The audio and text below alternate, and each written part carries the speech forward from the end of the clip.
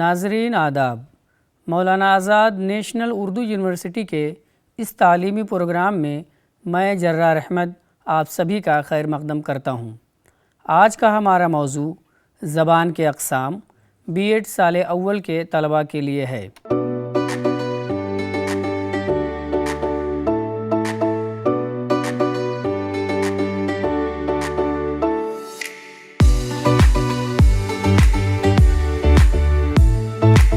عزیز طلباء، زبان کے اقسام کے تحت اشاروں کی زبان، آوازوں کی زبان، علامتوں کی زبان پر گفتگو کی جائے گی۔ قدرت کے بیش بہا اور انمول عطیات میں زبان ایک عظیم تحفہ ہے۔ انسانی زندگی کا دار و مدار زبان پر ہی ہے۔ گلوبلائزیشن کی وجہ سے جہاں دنیا کے مختلف شعبوں میں تیزی آئی ہے، وہیں زبان بھی اس سے متاثر ہوئے بنا نہیں رہ سکی۔ اب جو شخص چاہے، جہاں سے چاہے، جس وقت چاہے، زبان کا اکتساب کر سکتا ہے اور پھر اسی زبان کے ذریعے اپنے جذبات، احساسات، خیالات، تجربات و مشاہدات کا اظہار بھی کر سکتا ہے۔ انسان مختلف طریقوں جیسے اشاروں، آوازوں، علامتوں وغیرہ سے اپنے مافی الضمیر کا اظہار کرتا ہے۔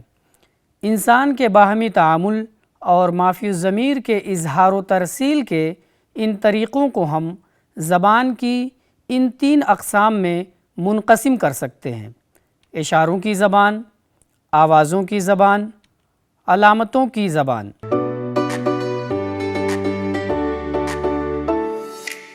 ابتدائی دور میں انسان ترسیل کے لیے اشاروں کا ہی سہارا لیتا تھا۔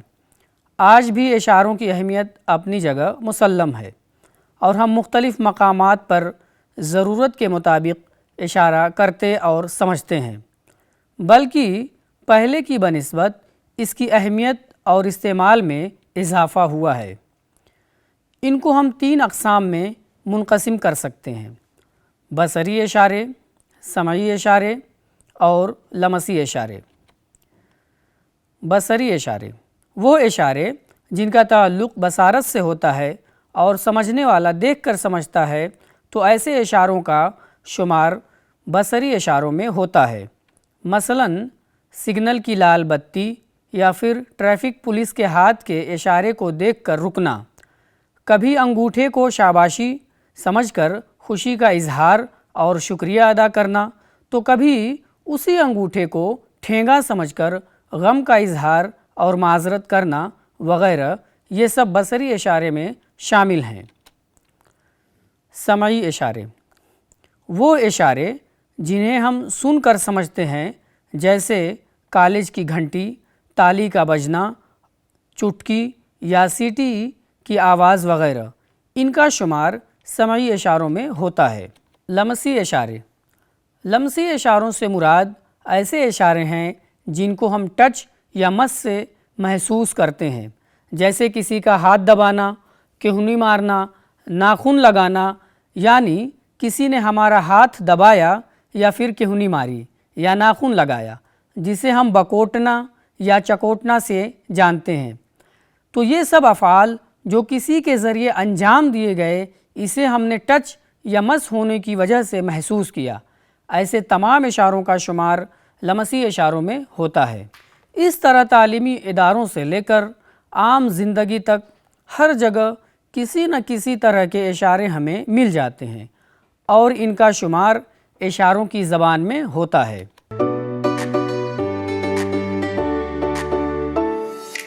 زبان نام ہے ایسے بامانی الفاظ کا جس کا کوئی نہ کوئی مقصد ہو۔ چونکہ ہم اپنے اطراف میں مختلف اقسام و نوعیت کی آوازیں سنتے ہیں، جیسے گاڑیوں کے چلنے کی، پتوں کے کھڑکنے کی، بجلی کے کڑکنے کی وغیرہ۔ اس طرح کی آوازوں کا شمار آوازوں کی زبان یا گفتگو میں نہیں ہوتا ہے۔ زبان موروثی نہیں ہوتی ہے، بلکہ اس پر ماحول کا اثر ہوتا ہے۔ جو بچہ جس ماحول میں پروان چڑھتا ہے، وہ اسی ماحول کی زبان سیکھنے اور بولنے لگتا ہے۔ زبان کا سیکھنا ایک اکتسابی عمل ہے، یعنی کوئی بھی شخص बिना सीखे किसी ज़बान को नहीं बोल सकता है। यही वजह है कि ज़बान पर इलाक़ाई असरात भी देखने को मिलते हैं। शोबे हयात का कोई भी ऐसा शोबा नहीं है जो ज़बान से आरी हो। गुफ्तगू के ज़रिए इंसान अपने समाजी रिश्ते को उस्तवार करता है, एक दूसरे से मिलकर या तामुल करके अपने माफ़ी ज़मीर का इजहार करता है। कामयाब ज़िंदगी के लिए ज़बान पर दस्तरस हासिल करना लाजमी है, क्योंकि इसी के ज़रिए इंसान अपने ख़यालात, तजुर्बात, एहसासात, जज्बात वग़ैरह की तरसील करता है।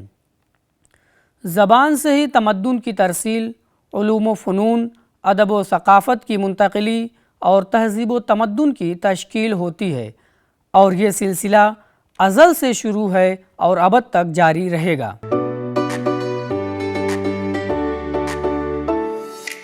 इंसानी ज़िंदगी की रफ्तार में जो हैसियत पहिए की ईजाद को हासिल है, वही हैसियत ज़बान में तहरीर को हासिल है।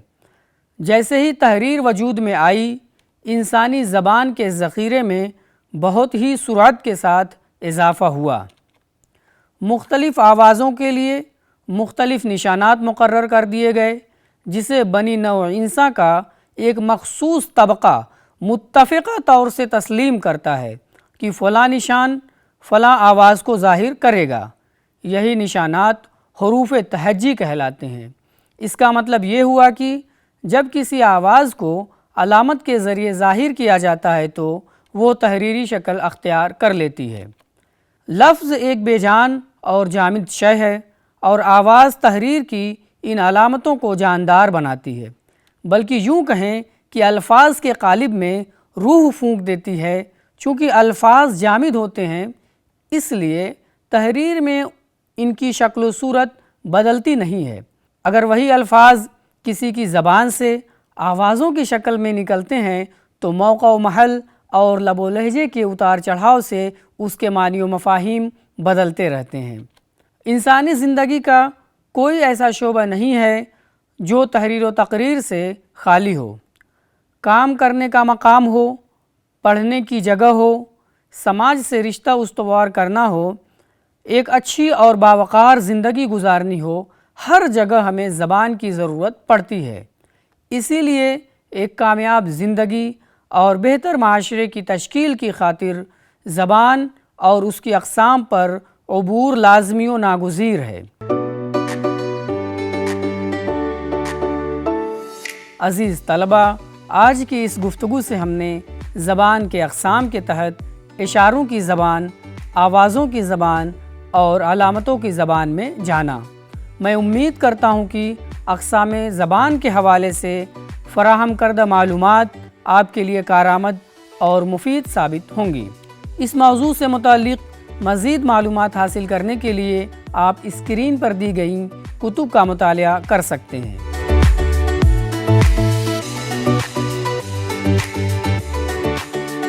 इस पते पर आप हमसे राबिता भी कर सकते हैं। आज के इस सबक में बस इतना ही। किसी नए उन्वान के साथ हाजिर होंगे, तब तक के लिए दीजिए इजाज़त। आदाब।